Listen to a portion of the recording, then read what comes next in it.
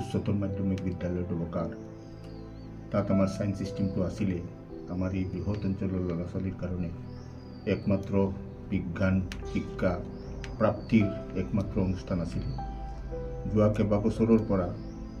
লাহে লাহে বিভিন্ন শিক্ষকসকলৰ অৱসৰ আৰু বিভিন্ন কাৰণত চৰকাৰৰ শিক্ষা বিভাগৰ নীতিৰ আওতাত আহি পেলাই বহুতো শিক্ষক ইয়াৰ পৰা ট্ৰেন্সফাৰ হৈ গুচি গৈছিলে সদ্যহতে আমাৰ লোকেল যি কেইজন আছিলে বিজ্ঞান শিক্ষক তেখেতসকলে অৱসৰ হোৱাৰ লগে লগে আমাৰ এই বিদ্যালয়খনত বৰ্তমানে এই শিক্ষা বৰ্ষটোৰ কাৰণে সায়েন্সৰ সাবজেক্ট টিচাৰৰ অভাৱ হৈছে এই বস্তুটো আমাৰ স্থানীয় বিধায়ক মহোদয়ৰ দৃষ্টিগোচৰ হোৱাৰ লগে লগে আমি শিক্ষা বিভাগৰ মাননীয় মন্ত্ৰী মহোদয় তাৰপিছত আমাৰ মুখ্যমন্ত্ৰী মহোদয় আমি কমিশনাৰ আদিকে কৰি শিক্ষা বিভাগৰ দৃষ্টিগোচৰলৈ আনিছোঁ ইভেন আমি বিধানসভাত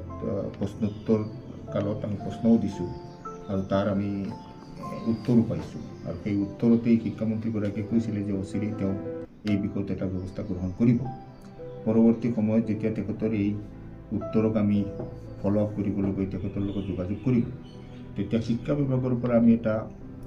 উত্তৰ পাইছোঁ বৰ্তমানে যে আগন্তুক ছেপ্টেম্বৰ অক্টোবৰ মাহ তেওঁলোকে নতুনকৈ শিক্ষকৰ এই তেওঁলোকে হেৰি দিব শিক্ষক মানে তেওঁলোকে মুকৰল কৰিব নতুনকৈ গোটেই অসমত আৰু সেই সময়ত এইখন বিদ্যালয়টো তেওঁলোকে পৰ্যাপ্ত পৰিমাণে শিক্ষকসমূহ তেওঁলোকে দিব কিন্তু আমাৰ মূল কথাটো হৈছে এইবাৰৰ শিক্ষাবৰ্ষত আমাৰ যিসকল ছাত্ৰ ছাত্ৰী সায়েন্স সিস্টেমত ভৰ্তি হৈছিলে তেখেতসকলে আগন্তুক ছেপ্টেম্বৰ অক্টোবৰ মাহলৈ যদি অপেক্ষা কৰে তেতিয়াহ'লে 2-3-4 মাহমান তেওঁলোকে ক'ত পঢ়া শুনা কৰিব আৰু এইটো এটা সাময়িকভাৱে আমাৰ শিক্ষা বিভাগৰ স্থানীয় আমাৰ যিজন IS আছে তেখেতে এইটো এটা ব্যৱস্থা কৰিছে যে আমাৰ পৰা কমচে কম 20 কিলোমিটাৰ দূৰত ভালুকমাৰী হায়াৰ ছেকেণ্ডাৰীত আমাৰ এই ছাত্ৰ ছাত্ৰীসকলক বাছেৰে অনা নিয়া কৰি তেওঁলোকে 4 মাহমান পাৰ কৰাব দিব বিচাৰিছে এইটো আমি কমলি বেয়া পাইছোঁ সেইকাৰণে বিগত 21 তাৰিখত স্থানীয় বিধায়ক মহোদয় আহি পেলাই স্কুলখন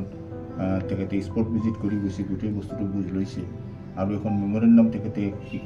স্কুল কৰ্তৃপক্ষৰ ফালৰ পৰা তেওঁতে বিচাৰিছে আৰু অচিৰেই শিক্ষামন্ত্ৰী আৰু মুখ্যমন্ত্ৰীৰ ওচৰত গৈ পেলাই এইটো বস্তু দাবী জনোৱা হ'ব আৰু সেইটো যদি এনেকেই হয় যে অহা অক্টোবৰ আৰু ছেপ্টেম্বৰ মাহতেই গৈ শিক্ষকসকলক নিযুক্তি দিয়াৰ যদি কথাটো ফাইনেল থাকি যায় তেতিয়াহ'লে এই 3-4 মাহৰ কাৰণে ষ্টেপ গেপত আমাৰ ইয়াৰ স্থানীয় পৰ্যায়ৰ যিসকল স্নাতকোত্তৰ ডিগ্ৰীধাৰী বিষয় শিক্ষকৰ উপযুক্ত ব্যক্তি আছে তেখেতসকলক আমি অস্থায়ীভাৱে হ'লেও এই কেইমাহমানৰ কাৰণে এই স্কুলখন যাতে ছাত্ৰ ছাত্ৰীসকলৰ শিক্ষাটো ব্যাহত নহয় তাৰ ব্যৱস্থাৰ কাৰণে আমাৰ বিধায়ক মহোদয়ে এটা নিৰ্দেশ দি গৈছে আমি সেই প্ৰক্ৰিয়াত এতিয়া আছোঁ আমি এতিয়া ঘূৰি আছোঁ যে আমি তেনেকুৱা বিষয় শিক্ষক এতিয়ালৈকে আমি একমাত্ৰ অংকৰ বিষয় শিক্ষক এজন পাইছোঁ আৰু কেমেষ্ট্ৰি আৰু ফিজিক্সৰ বিষয় পালে আমি এই অস্থায়ীভাৱে হ'লেও 4 মাহৰ কাৰণে আমি ল'ৰা ছোৱালীক যাতে শিক্ষাত ব্যাহত নহয় কৰিব পাৰিম